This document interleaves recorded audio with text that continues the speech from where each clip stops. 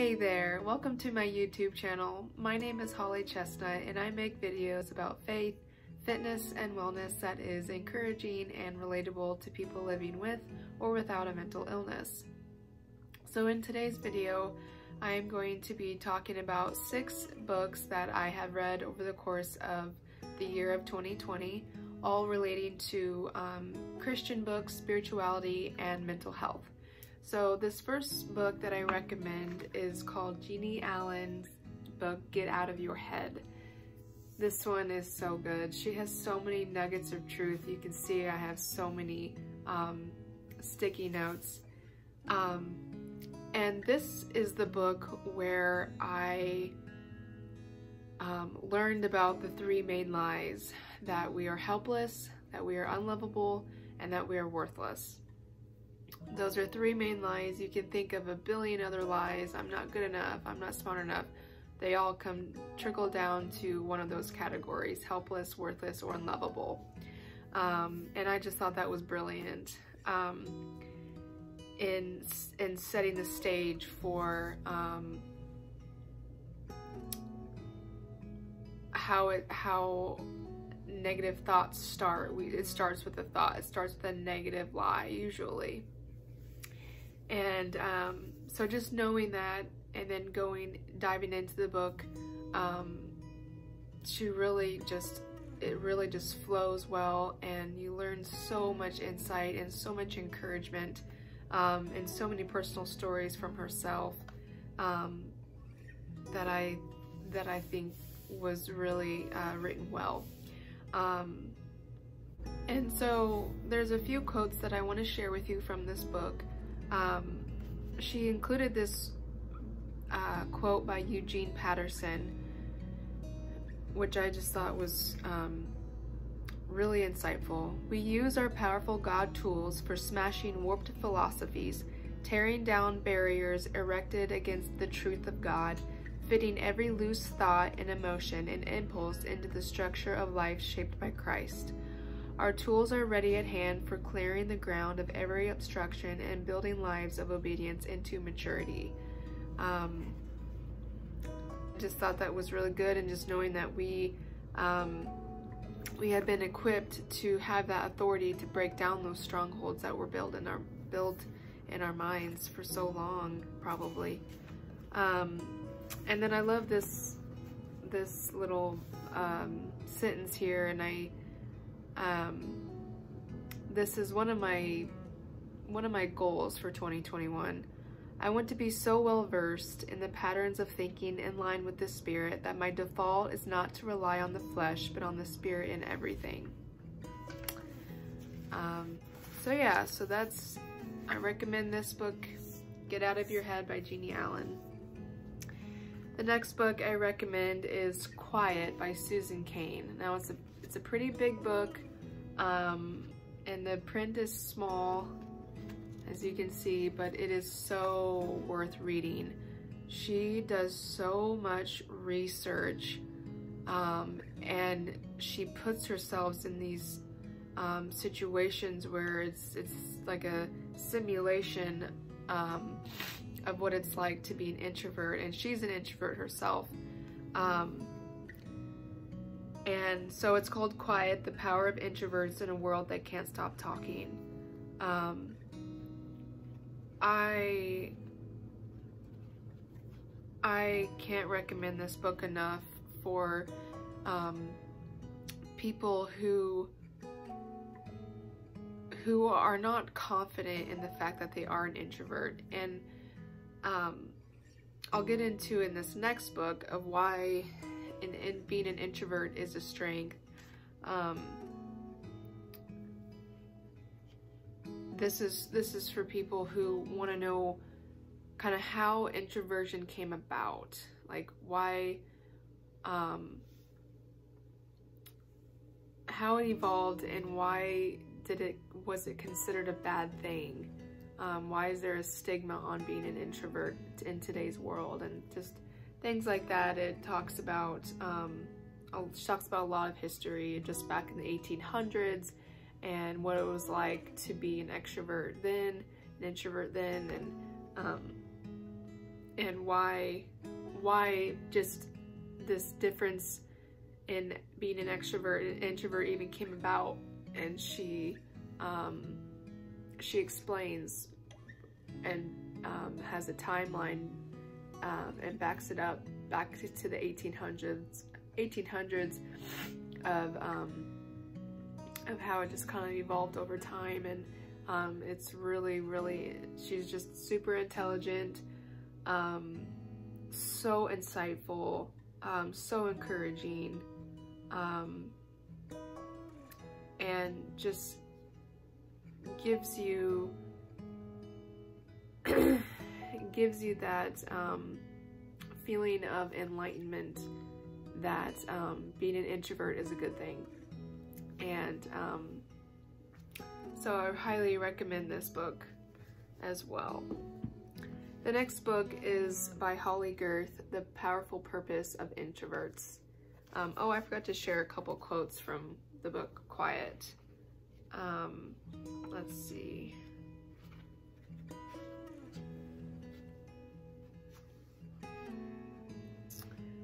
One of the most interesting findings, echoed by later studies, was that the most creative people tended to be socially poised introverts. They were interpersonally skilled, but not of an especially sociable or participative temperament.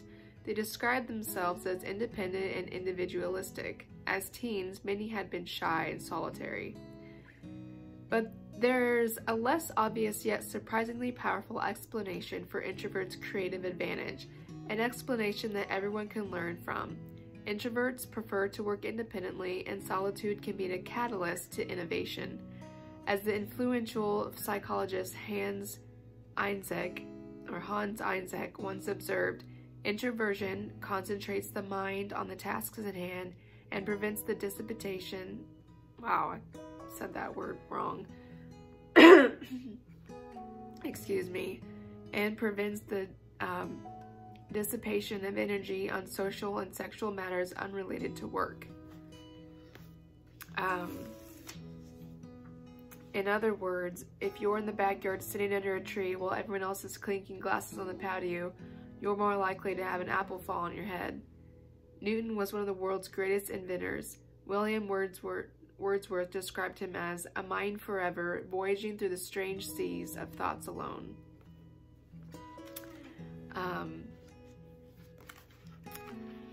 And then I'll share one more here. Just more research. She had so much research information, and I just thought that's incredible, you know, when an author does their research.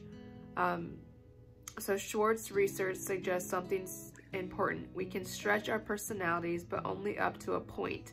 Our inborn temperaments influence us regardless of the lives we lead. A sizable part of who you are is ordained by our genes, by our brains, by our nervous systems. And yet the elasticity that Schwartz found in some of the high reactive teens also suggests the converse.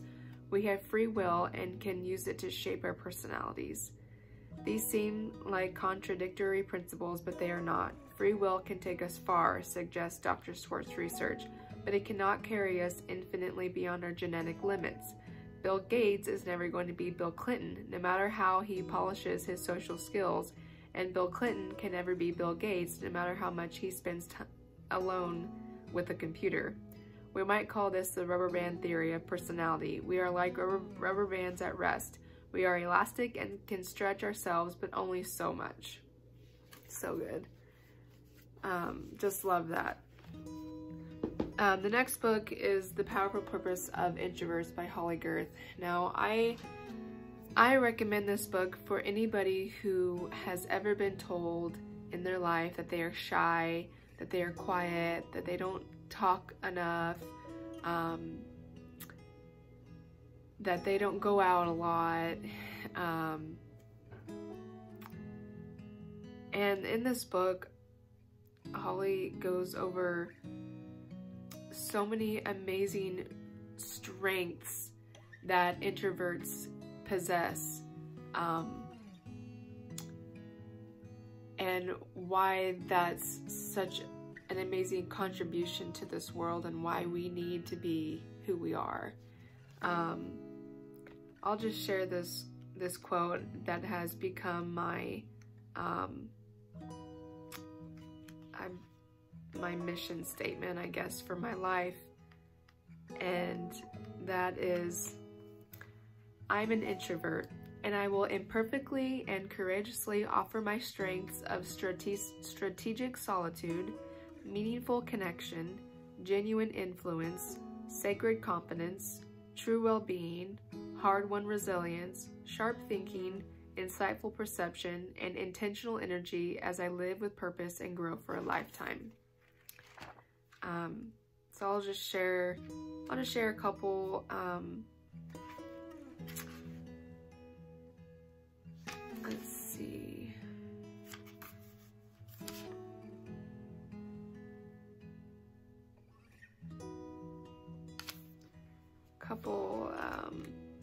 There's so many good little nuggets of insight and encouragement, but I'll just share a couple so I don't drag this video out too long.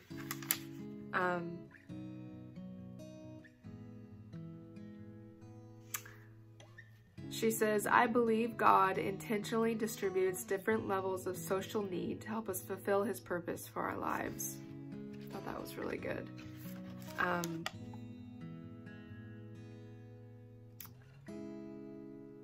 And I love this. "Community isn't something we find, it's something we create, one person at a time. As introverts, we love well in ways that are needed more than ever before." I could just read this whole book to you. The whole thing is just awesome. So I highly recommend this book as well. The next book is by Ellen Hendrickson, and this is How to Be Yourself. Quiet Your Inner Critic and Rise Above Social Anxiety. This is another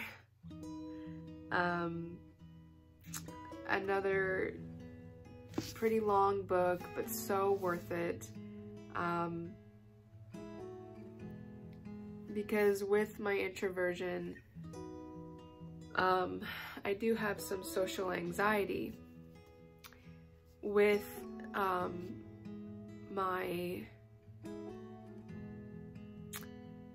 my battle with panic disorder and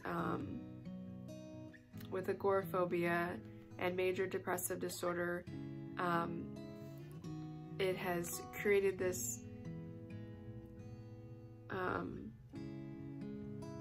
this challenge of showing up to events and things because I don't feel like I feel safe with my mind in those settings. I don't feel safe. I don't feel like I belong because of my differences. And this book is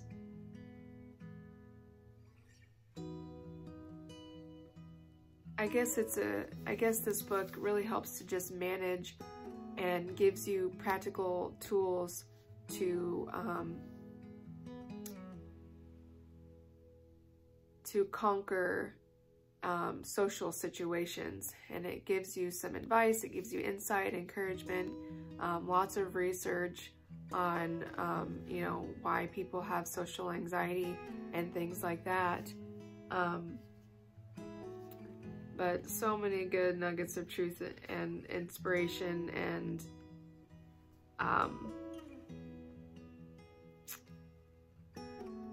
insight as well.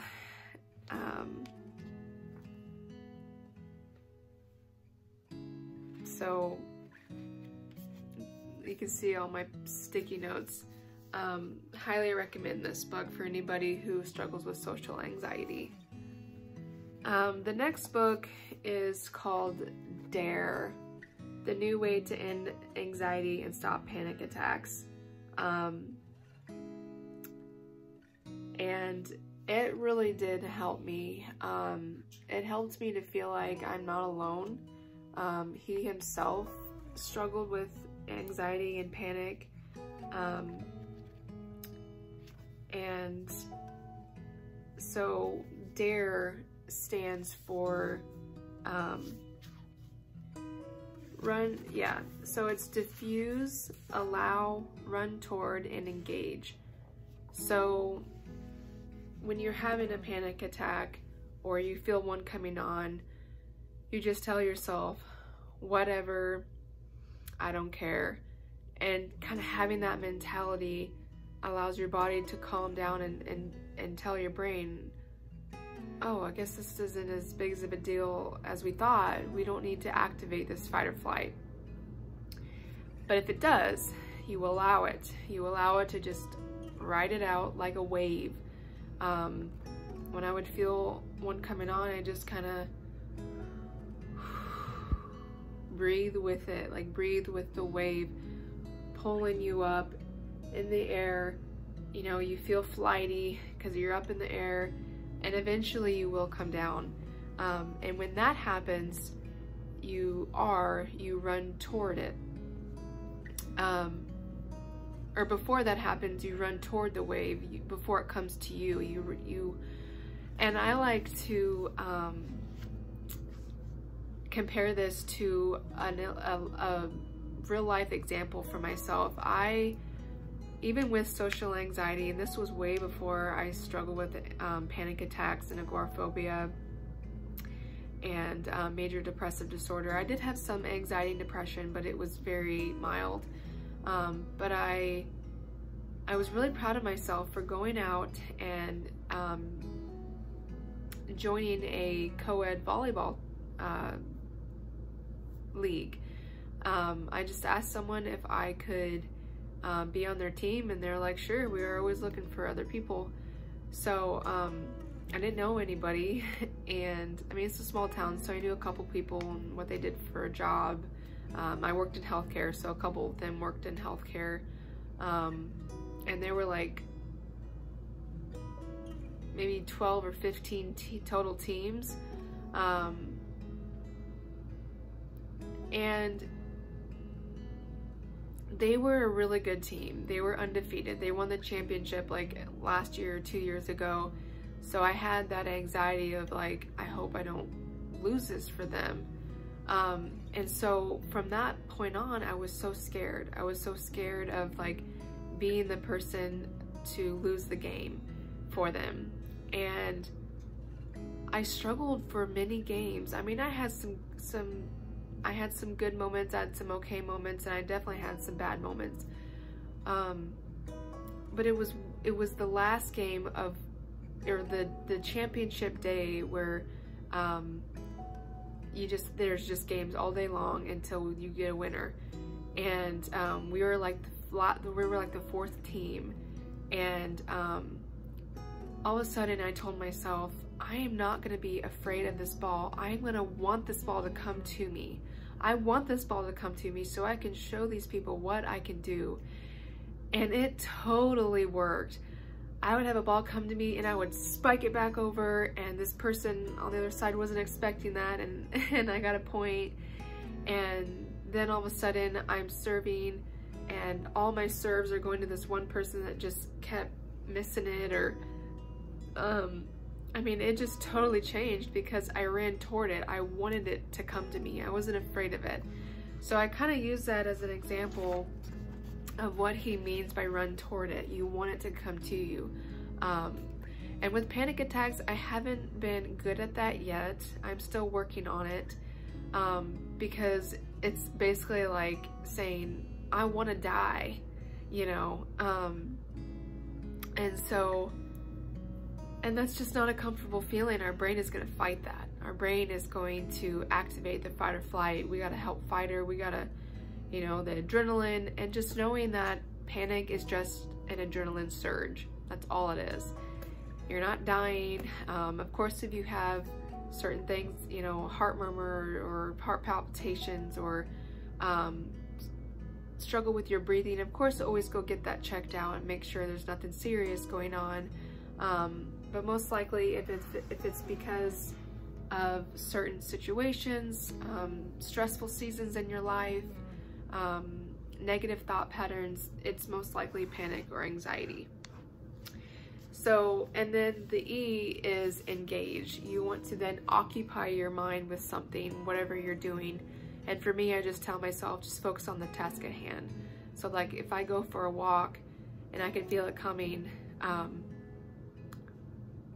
I kind of do that whatever feeling, just whatever, and I allow those feelings and those thoughts and sensations to happen, and I try not to be afraid of them, although a lot of times I can, because they can be so strong. The waves can be so powerful.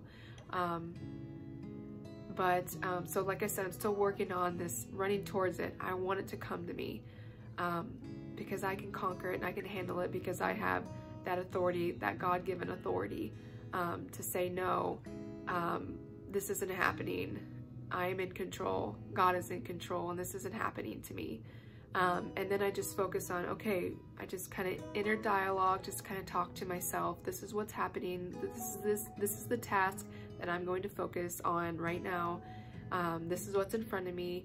This is all I need to focus on. This is all I need my mental energy to be on right now. And that helps. So you can read, you know, all the books in the world about anxiety and panic and agoraphobia and mental health.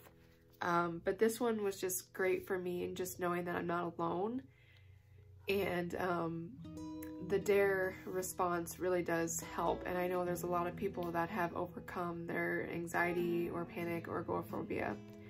And for me, I have not, but like I said, I'm still working on, still working through that. And this just popped up in my life just a couple, 3 months ago, officially. You know, I had struggled a few months before that, and I didn't know what it was. I didn't know what was happening to me. I didn't know at the time that it was panic or it was agoraphobia. But this book I would definitely recommend reading for anyone just wanting to start out. You know, of course it talks about what anxiety, what panic is in the body, how it works in our body, and just kind of that rudimentary stuff. But then it goes into real life scenarios, and the guy himself struggled with it, and he talked about his personal experience, what I think is really really awesome of him. So, and then the last book I read of 2020 is Do It Afraid by Joyce Meyer. So this is not only a, you know, conquering your fears, your mental health issues, but also it's a spiritual book. Every advice she gives, she backs it up with scripture, which I think is really good. And so I'll just share a couple things here. This is a quote by Franklin D. Roosevelt. First of all, let me assert my firm belief that the only thing we have to fear is fear itself. Nameless, unreasoning, unjustified terror which paralyzes needed efforts to convert retreat into advance. Whew. That's an awesome quote. And I love this sentence here. Perhaps we need to toughen up a bit and not expect everything in life to be easy. We are anointed with God's power, and that means we can do whatever we need to do in life and do it with a good attitude, fearing nothing. And that's just a cold, hard truth there. And Joyce Meyer will give that to you. So this was just another awesome book on how to conquer fear, and you know, what God says about it all and how it applies to our lives. So another really good book. I'm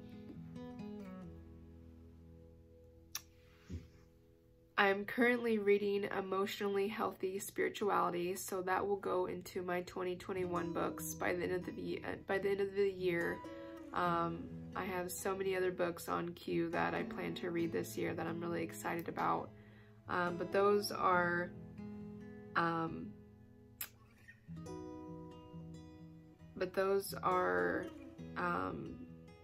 the books that I would recommend to read. And if you have read those books, leave a comment below what you thought about them. If you're on the verge of wanting to order one of those books, do it. Let me know what you thought of this video. Please leave a comment, a review.